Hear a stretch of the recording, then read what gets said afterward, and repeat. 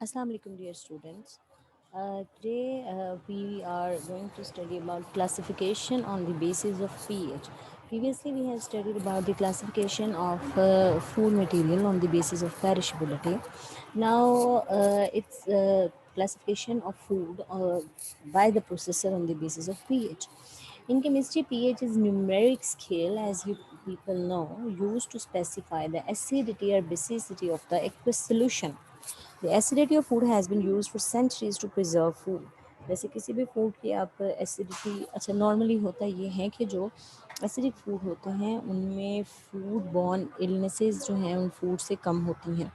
जो नॉर्मली जो स्पॉयलेज होता है ना, वो माइक्रो ऑर्गेनिजम्स की वजह से जो स्पाइरल होता है, वो ज़्यादातर बैक्टीरिया जो हैं, ये जो नॉर्मल पीएच है उसकी तरफ जो फ्रूट्स हैं ना उनके अंदर ज़्यादा ग्रो करते हैं, ज़्यादा प्रोलिफरेट करते हैं, ज़्यादा स्पॉइलेज कॉज करते हैं।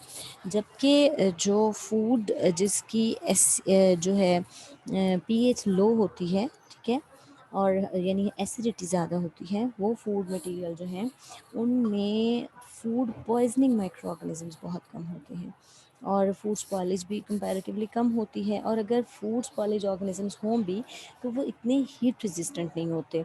उनको आप जस्ट बॉयल करें 60-70 डिग्री सेंटीग्रेड तक आप हीट करें तो वो जो फूड जो पैथोजेनिक माइक्रो ऑर्गेनिजम्स हैं ना वो किल हो जाते हैं। ओके, पीएच जो है वो माइक्रोबियल सर्वाइवर्स को डिटरमिन करती है, इसलिए हम फूड को इसकी एसिडिटी के बेस पर जो है वो क्लासिफाई करते हैं। It gives information on food spoilage organisms, food poisoning organisms and choice of heat processing temperatures. मैंने पहले बताया है कि जो अगर हम क्लासीफाई करते हैं फूड को, तो अगर हमें एसिडिक फूड का और हाई एसिडिक फूड का पता चल जाए तो उसमें हमें ये पता होगा कि जो बैक्टीरिया हैं वो ज़्यादा हीट रेजिस्टेंट नहीं है, और अगर हम थोड़ा टेम्परेचर भी उनको दें तो वो जो माइक्रो ऑर्गेनिज्म जो है वो किल हो जाते हैं। नेक्स्ट इज़ इसको हम 4 कैटेगरीज़ में डिवाइड करते हैं: high acid food, acid, medium acid and low acid. High acid मतलब लो पीएच। हाई एसिड फूड होते हैं जिनकी पीएच 3.7 से कम होती है। ऐसे फूड में हमारे पास citrus fruits, fermented vegetables and pickles आ जाते हैं। Spoilage organism associated with these are yeast और मोल्ड। मोस्टली बैक्टीरिया नहीं होते बल्कि यीस्ट या मोल्ड होते हैं, यानी फंगस जो है वो ज़्यादातर स्पॉइलेज कॉज करती है। जैसे आपने देखा होगा कि जो प्रोसेस्ड जूस होते हैं या पिकल्स होते हैं, अचार वगैरह, उनमें नॉर्मली जो है वो फंगस का प्रॉब्लम आता है, उनको फफूंदी लगती है ज़्यादातर, जूसेस वगैरह में भी। अच्छा जी, boiling water can destroy these organisms. ठीक है, अगर फ्रूट्स वगैरह एसिडिक फ्रूट हैं उसके ऊपर जो अगर उसको बॉइलिंग वाटर में ज़रा सा आप रिंस कर लें तो वो जो है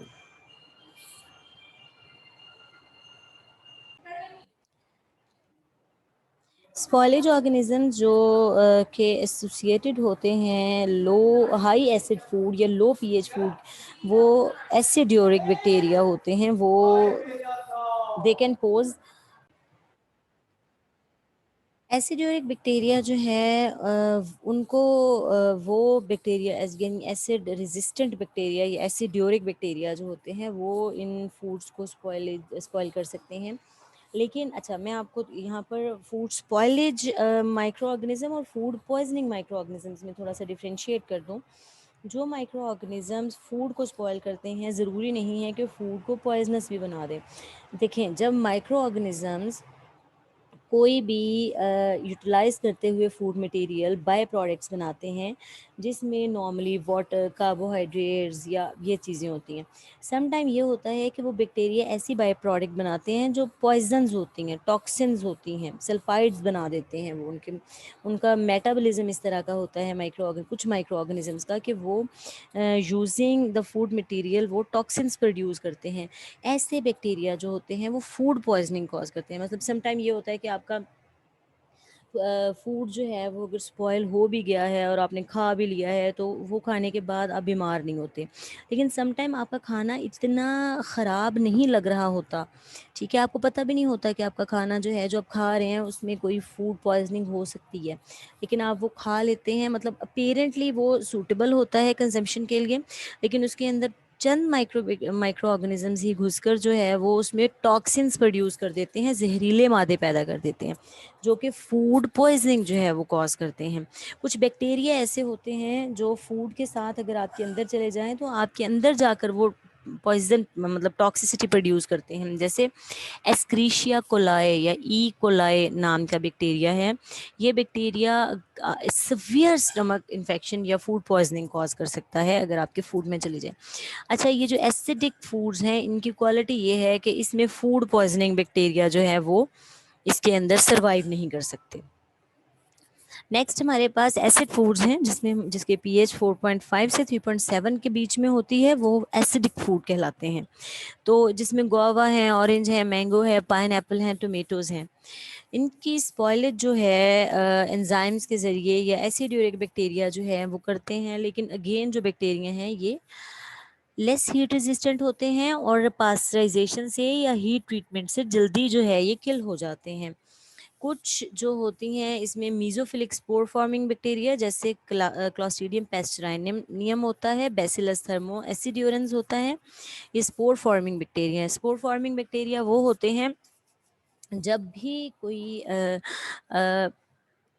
फेवरेबल या सूटेबल कंडीशंस नहीं होते, वो अपने आप को स्पोर्स में पर्टिकुलर काइंड ऑफ स्पोर्स के अंदर जो है वो इनकेप्सुलेट कर लेते हैं, और वो जो कंडीशंस होती हैं अनफेवरेबल उसमें सरवाइव कर जाते हैं। जैसे ही फेवरेबल कंडीशन आते हैं वो अपने स्पोर से बाहर निकल के अगेन जो है वो, तो ये स्पोर फॉर्मिंग बैक्टीरिया भी जो है एक बड़ा थ्रेट है इन फूड प्रोसेसिंग इंडस्ट्री के। स्पोर फॉर्मिंग बैक्टीरिया जो होते हैं ये वक्ती तौर पे, जैसे फ़र्ज़ करें आप इनको हीट करेंगे तो ये एक इनकेप्सुलेट स्पोर में, और स्पोर्स जो होते हैं ये बेहद हीट रेजिस्टेंट होते हैं। इनको अबव 120 डिग्री सेंटीग्रेड ले जाकर जो है ना वो टेम्परेचर पे जाके अगर हीट करे तो स्पोर फार्मिंग बैक्टीरिया जो है वो कुछ माइक्रो ऑर्गेनिजम्स के जो हैं वो स्पोर्स जो हैं वो किल होते हैं। Food poisoning organisms acidic food के अंदर भी ग्रो नहीं करते।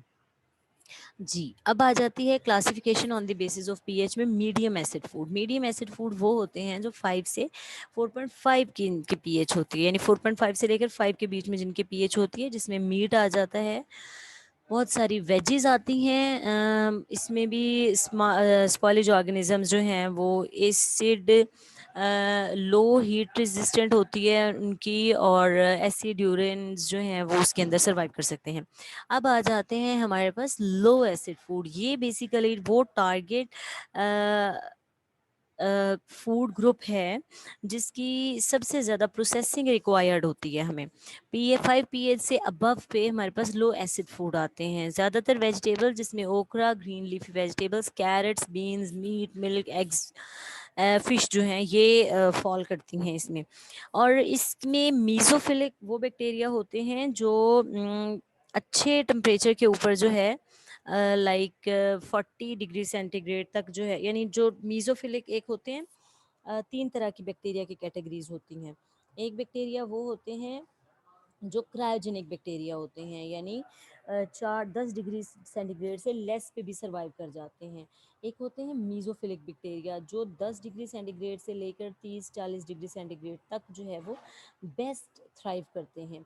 जो 40 डिग्री सेंटीग्रेड से ऊपर बैक्टीरिया 40 सेंटीग्रेड से 50 सेंटीग्रेड तक भी सर्वाइव कर जाते हैं, those are called as thermophilic bacteria, right.